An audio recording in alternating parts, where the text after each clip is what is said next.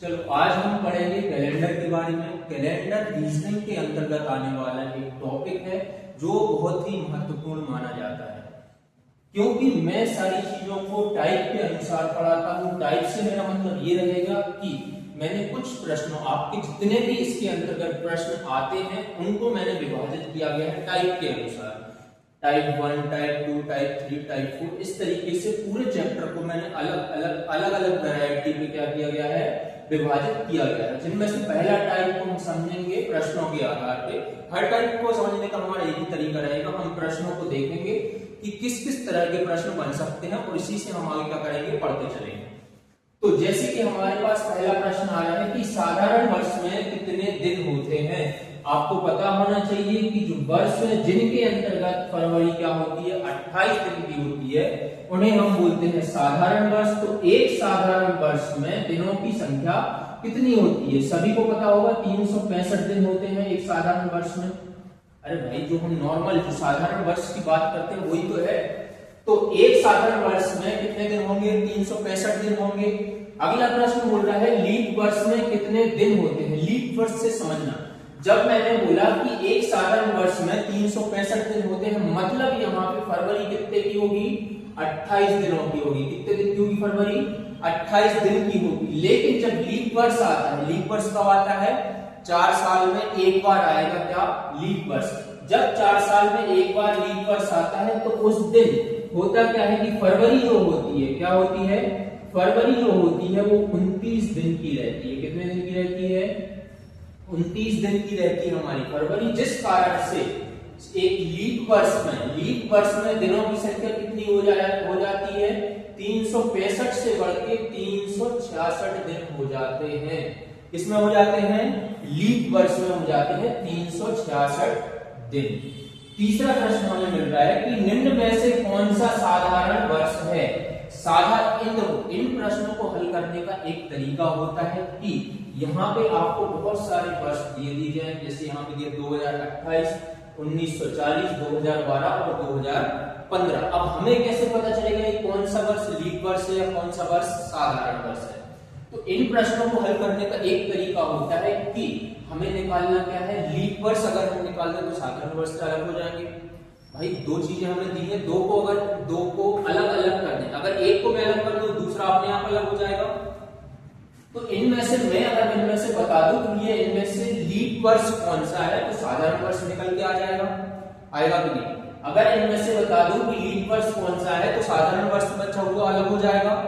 तो लीप वर्ष निकालने के लिए जो हमें वर्ष दिए होते हैं उनके अंदर सबको हम 4 से भाग देंगे। क्या करेंगे, 4 से सबको भाग देंगे। 4 से भाग देने का मतलब ये होगा कि जिसके अंदर भाग देने के बाद जिसके अंदर कुछ शेष नहीं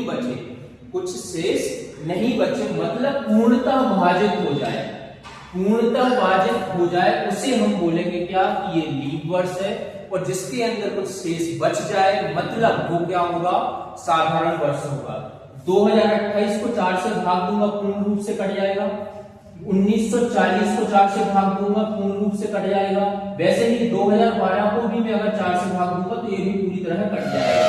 लेकिन जब मैं 2015 को 4 से भाग देने जाऊंगा, क्योंकि यहाँ पे विषम संख्या है इसलिए पूरी तरह भागित नहीं होगा, जिस कारण से ये कौन सा वर्ष हो जाएगा, साधारण वर्ष हो जाएगा। कौन सा हो जाएगा, साधारण। मतलब ये बाकी के जो 3 दिए हुए हैं जो 4 से पूर्ण रूप से भाग दे दिए जा चुके हैं, उनके अंदर हम बोल देंगे कि ये क्या है, लीप वर्ष है। क्या है, ये तीनों लीप वर्ष हैं। और 2015 एक ऐसा वर्ष है जो क्या होगा, साधारण वर्ष होगा।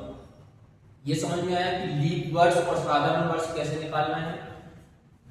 अगला प्रश्न देखते हैं, इनमें से कौन लीप वर्ष नहीं है। वही हम करेंगे, सबको 4 से भाग दिया, इनको भी देखो, मैं जिनको 4 से भाग दूंगा और पूर्ण रूप से जिसमें 4 से भाग चला जाए मतलब वो लीप वर्ष होगा। तो इसमें 4 से भाग दिया, 1700 में कट जाएगा। चलो ये चला गया।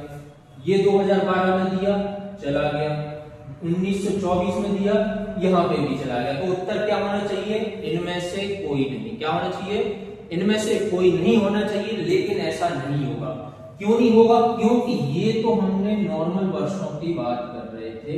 मगर यहाँ पे हमें दिया हुआ है क्या, शताब्दी वर्ष। क्या दिया है, शताब्दी वर्ष। 1700 क्या है, शताब्दी वर्ष। सर हम पहचानेंगे कैसे कि शताब्दी वर्ष है? शताब्दी वर्ष को पहचानने का एक ही तरीका है, या फिर आपको प्रश्नों को हल करने के लिए सीधा समझ में आ जाएगा कि जिन वर्षों के अंत में 2 शून्य दिख जाए, क्या बोला मैंने, जिन वर्षों के अंत में 2 शून्य या 2 जीरो दिख जाए वो हमारा क्या होगा, शताब्दी वर्ष होगा। जैसे 1700 हो गया, 1800 हो गया, 2500 हो गया, 5000 हो गया। कहने का मतलब ये है कि 2 जीरो आपको जहां पे दिख जाए वो शताब्दी वर्ष हो जाएगा। और शताब्दी वर्ष होगा तो उसे हमें चेक करना पड़ेगा कि इसमें लीप वर्ष है कि नहीं है। जैसे यहाँ पे मुझे दिया 1700, कितना दिया, 1700। अब इसको मैं 4 से भाग नहीं दूंगा, शताब्दी वर्ष को मैं 4 से भाग नहीं दूंगा, इसको देना पड़ेगा 400 से भाग। किससे दोगे, 400 से भाग देना पड़ेगा किसको, शताब्दी वर्ष को। उसमें लीप वर्ष पता करने के लिए मान लो आपके पास दिया 1800, 2500, 2700, 3200, 4800 कुछ भी दिया है XYZ, हमें पता है कि उसके पीछे 2 जीरो हैं, हमें पता है कि उसके पीछे 2 जीरो लगे हुए हैं, मतलब मुझे उसमें लीप वर्ष निकालने के लिए 400 से भाग देना पड़ेगा। 400 से भाग देने के बाद अंत में वही करेंगे जो हम पहले कर रहे थे। क्या कर रहे थे कि यदि वो पूर्ण रूप से विभाजित हो गया, यदि वो पूर्ण रूप से विभाजित हो गया तो लीप वर्ष होगा, अगर नहीं हुआ तो वो साधारण वर्ष होगा। वैसे ही यहाँ पे होगा 1700 में दूंगा मैं 400 से भाग, यदि ये पूर्ण रूप से विभाजित हो गया तो ये क्या होगा, लीप वर्ष होगा। एक जो शताब्दी वर्ष है वो लीप वर्ष कब हो सकता है, जब वो 400 से पूर्ण रूप से विभाजित हो जाए। तो क्या 1700 400 से पूर्ण रूप से विभाजित हो रहा है, ये 2 जीरो मैंने काट दिए, 17 को 4 से भाग दिया, 4 को 16, एक शेष बच रहा है। कितना बचा, एक शेष बच रहा है, मतलब ये लीप वर्ष नहीं है, कौन सा है, साधारण वर्ष है। कौन सा वर्ष है, साधारण वर्ष है 1700। मतलब आपका उत्तर क्या होगा, ए। प्रश्न में क्या पूछा है, इनमें से कौन लीप वर्ष नहीं है, 1700 क्या है, साधारण वर्ष। समझ में आया?